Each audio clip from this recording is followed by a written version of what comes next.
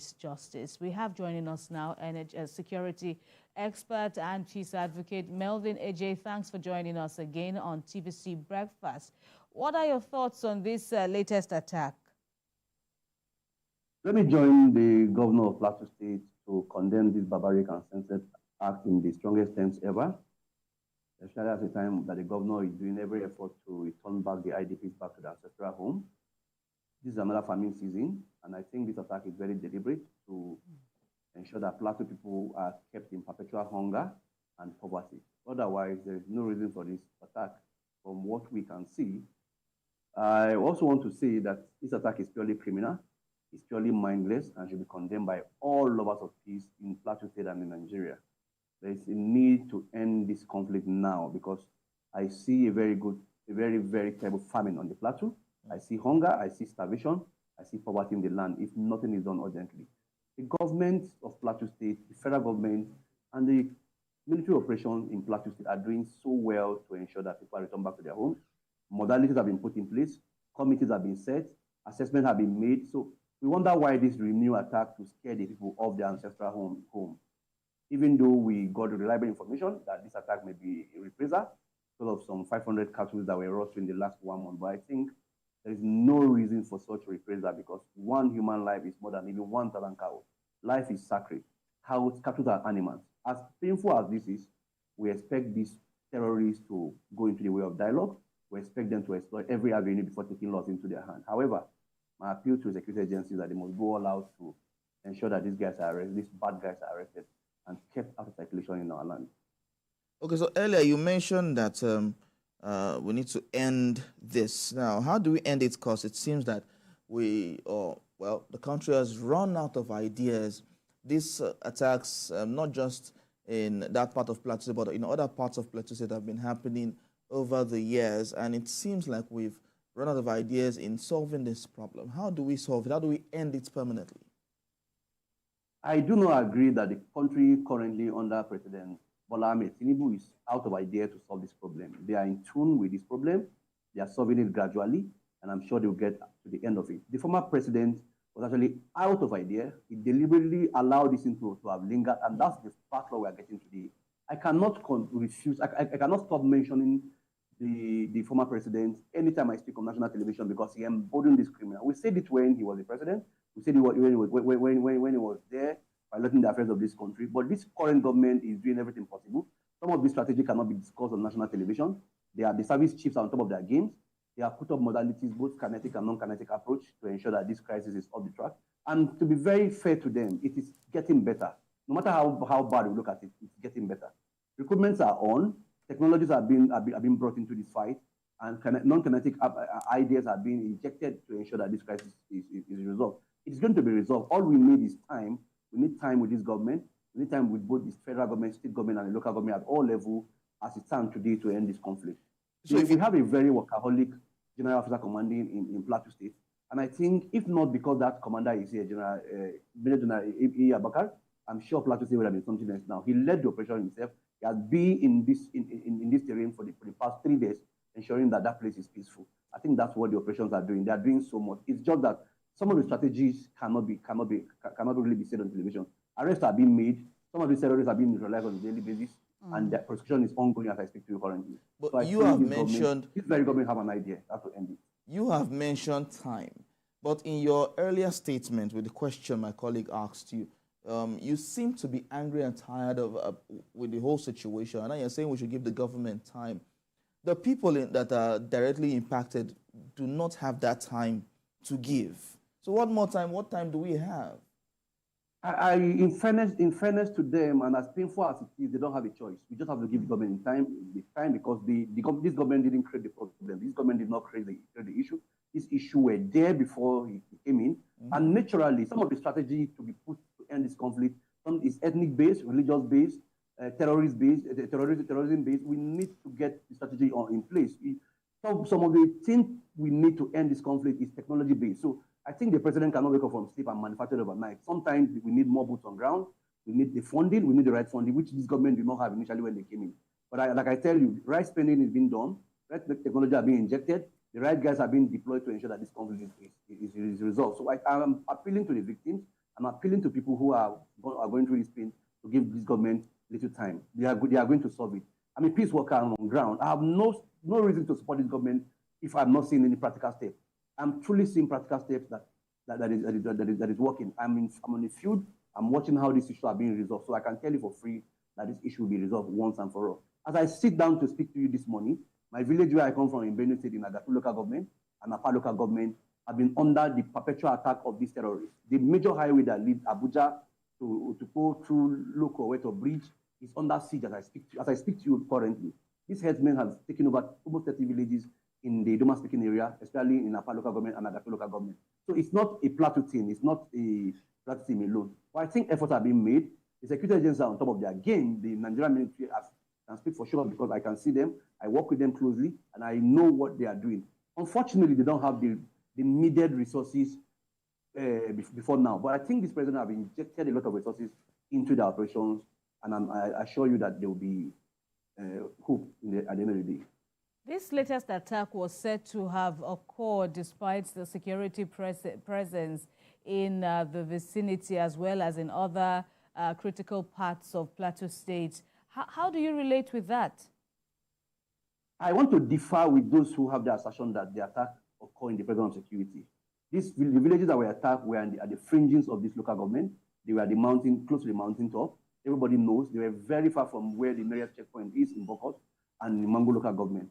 We have to be very fair to the security agencies. I'm not trying to go brief for them, but I think because I know better, because I know how the operation works, I always sympathize with them and urge them to do more.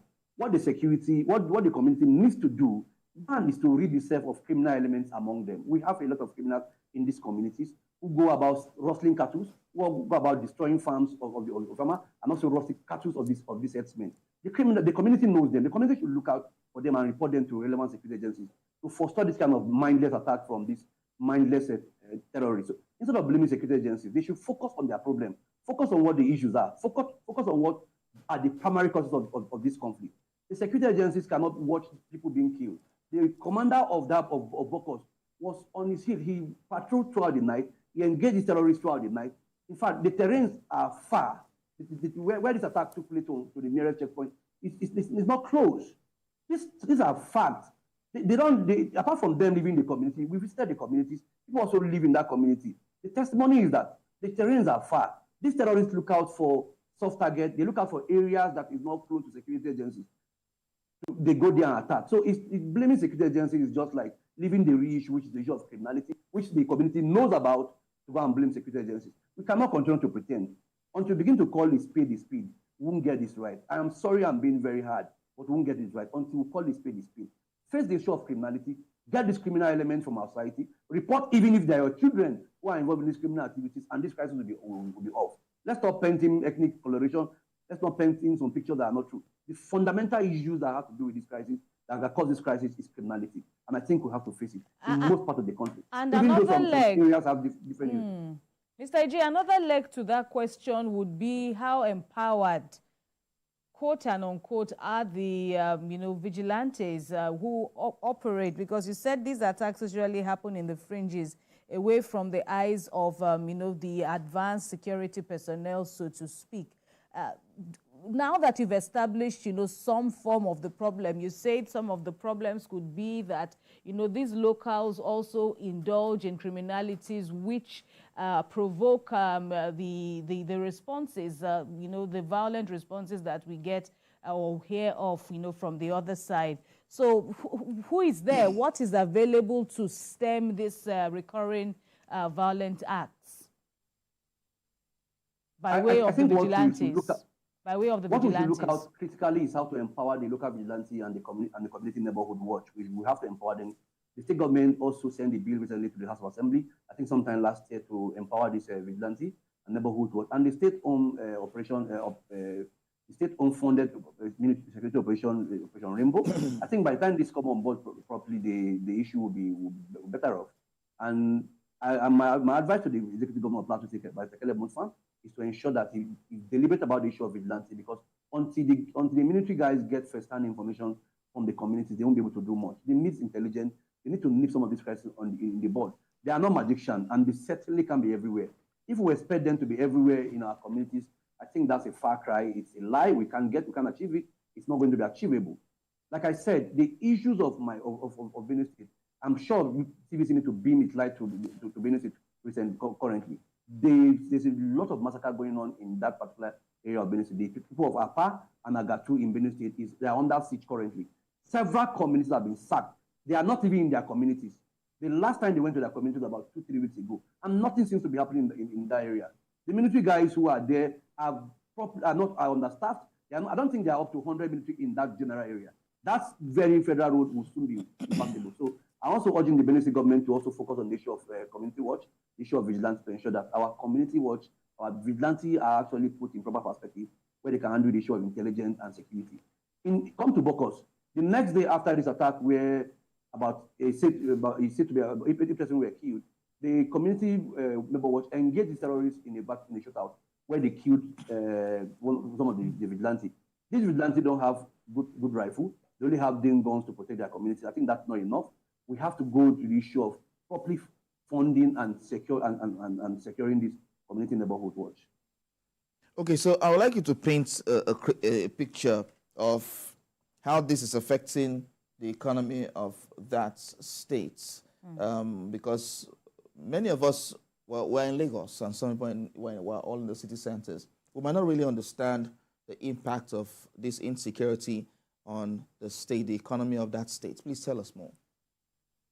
I think you are actually feeling the impact of the crisis in Bokos and Mangu directly, because most of the Irish potato you eat, most of the maize you eat from the part of Plateau State, and some of the table fruits you get from Plateau State are coming from Bokos.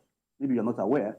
So if you go to the market now, the price of Irish you have this year is actually different from what you used to have last year. This is part of the economic challenges we have in these areas.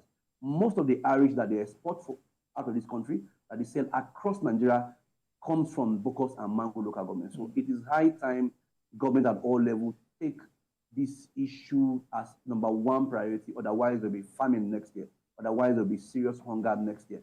The economy of Plateau State is being affected directly because these two communities, these two local governments that are in constant attack of these mindless terrorists today are the food hub of Plateau State and by extension North Central. They are the major producers of Irish, major producers of maize, major producers of millets and other stable crops and fruit in Benue State. Right, and speak to us about what you are seeing on ground, because you said earlier on about the major motive now, or what everybody wants is for people to return back to their communities. Is it safe from where you are? Well, I can tell you that some communities in Mangu local government, courtesy of the effort of the federal government, the state government, and Operation Safe Haven is actually very safe for habitation now. But I cannot say that for all the communities because of the precarity of the problem. So I think the government should hold on a little. The government should do a lot of analysis in these communities before the people can begin to move to their community. But they have to just go because this is a farming season. The people there are predominantly farmers.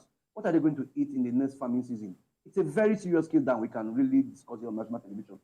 They are farmers. They don't have any other job than farming. So they need to go back to their community immediately to ensure that they face this farming season. But on another hand, just like you asked, how safe are they? But that question will be left as we continue to develop and to continue to look out the issues on ground. Some communities are actually safe, usually in Mangu local government. The military operations and the state government have done a lot to ensure that these communities are safe until this recent crisis that have come. So for me, my advice to the state government is that we take a second look at the relocation and watch a little before we can take back this people to the community so that there are no attack again. My candid advice also to the community, this thing is, I'm putting it squarely on the community this time around. In as much as they are being attacked by these terrorists, we must look out for the issue of criminals among our society. We must call a spade a spade. Even if they are our children, we must look at their faces and say, look, what you are doing is not right. I also want to call on these mindless terrorists that the lives of 2,000 cattle is not up to the life of one little child. They maul to death at every slight provocation. There are channels where you can dialogue. There are channels where you can resolve this issue. There are channels where you can ask for compensation where you think that your cattle have been killed. There are channels where you can ask for dialogue where you think your crop have been mauled. Instead of taking laws into our hands for crying out loud, and we come out and start blaming security agencies that obviously can't be everywhere. They really can't be everywhere. They can't be everywhere. This is one fact I emphasize every day, and we need to get it straight. They can't be everywhere. You also said that, the attacks, especially this particular episode, is deliberate to adversely impact on, these predominant farmers. What's the basis for your assertion? The basis of my assertion is that we felt, even if something happened, from what you got, I'm a peace worker, like I told you, and I won't be able to go into some deep details because there are security information and shouldn't be let on public television. Please, you pardon me. But my assertion is that even though there are infractions, there are claims that cattle were rustled. Why taking laws into your hand to go and kill human when you have channels, when you have the police in Bokos, when you have the STF, the Operation Safe Haven in Bokos, when you have the DSS, when you have the Operation Rainbow, when you have the local government council where you can channel your complaint and these complaints are looked into properly and the issues are solved. Why taking laws into your hand? And that's why I feel it's deliberate by some blood-sucking demons to kill people in Bokos local government. If you feel an infraction has been done against your people, if you feel your cattle have been killed, if you have any genuine complaint, why taking laws into your hands? Why don't you exploit other avenues to ensure that these crises are resolved? Must you kill somebody? Are you not tired of killing? Are you not tired of killing human beings, women and children? How long are we going to continue in this cycle of violence and killing on the plateau for God's sake? So where do you place the people in all of this? What's the place of the people in all of this? Do you I know that a governor in the past has said that people should carry arms in fighting insecurity. Do you take this path? Do you believe the people should go up in arms to fight these terrorists themselves in conjunction with the police and the vigilante groups in those areas?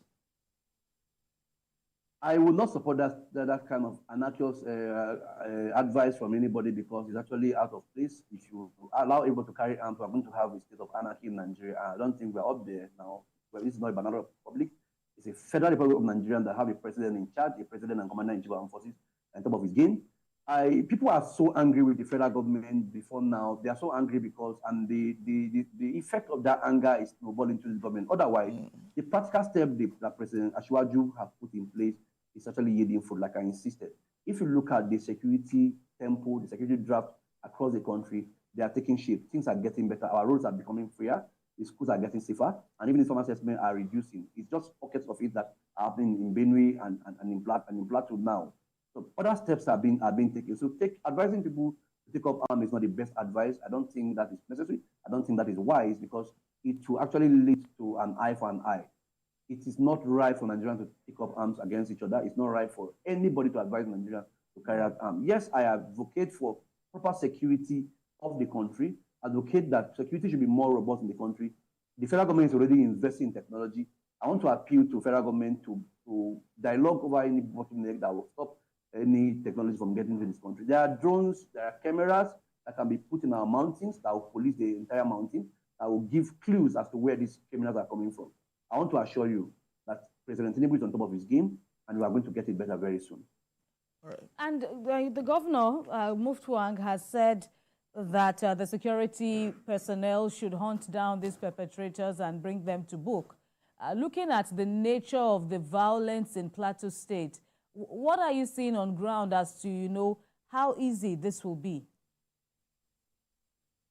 The good news is that I can tell you for free that you may soon see Operation Safe Haven parade some of the suspects. Some suspects have been arrested yesterday over this conflict. Some suspects, very principal suspects who took part in these killings some days ago have been arrested by Operation Safe Haven. So that's the good news I want to give you. In the coming days, you are going to see the operation parade them. You are going to see the operation parade them and hand over to the appropriate authority for prosecution. One of our appeal is that the judiciary must be stiff with these criminals. They must not allow them go for any reason. No amount of technicalities should be used to get them out from custody. They must face the full wrath of law because the life of human is very sacred. So arrests have been made, and I'm sure they are still going on to hunt down the remaining criminals who are killing our people on a daily basis. But is there enough deterrent on ground to curb these recurrent crimes? Because, like my colleague has said, this isn't Plateau State that, many people know. But, over the past, decades or thereabout, this recurring decimal is what has been the narrative in Plateau State, a big burden for governments and subsequent government. Is there enough deterrent on the ground to curb this crime eventually? Yes, there is a deterrent now. Since May 2023, from the action we can see there's a deterrent now. People are being prosecuted properly. The terrorists are being neutralized where they are caught with weapons. They are being neutralized. The order is clear from the commander-in-chief that once you are found with AK-47 and you are not a member of any armed forces, you will be neutralized. The military operations here are complying with that directive.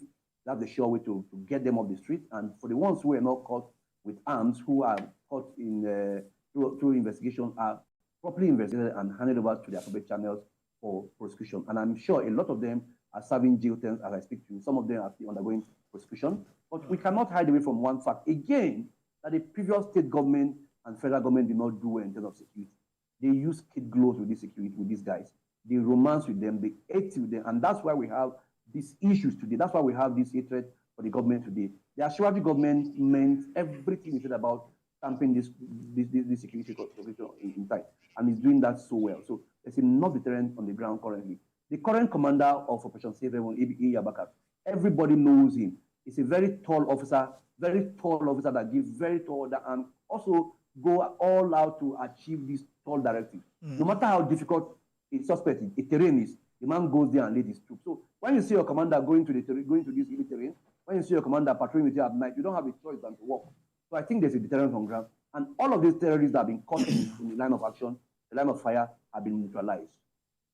All right, and then, okay, let's talk about rebuilding Plateau State. Is a follow-up question, so to speak.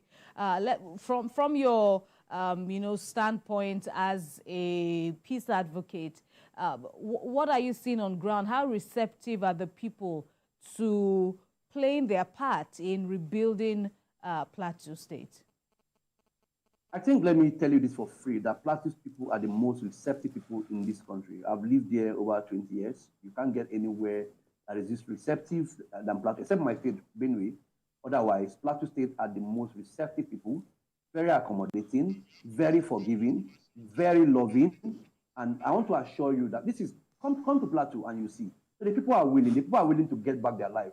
The people are willing to get back that jobs they used to know. Right. People are willing to get back that Plateau they used to know, where everybody eat and dine together. Look, imagine this Salaba just passed. I celebrated my Muslim brothers around Angwan Rogo, at Gengere. I went to their houses, we ate together. They saw me off to my house. This was something that was an illusion before.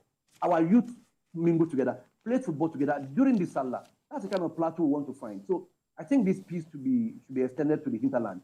We need it back to the hinterland where everybody lives together, eat together and dine together. For the average Plateau man, he's a very, very receptive person, very, very accommodating person who is open to every stranger that comes to his community.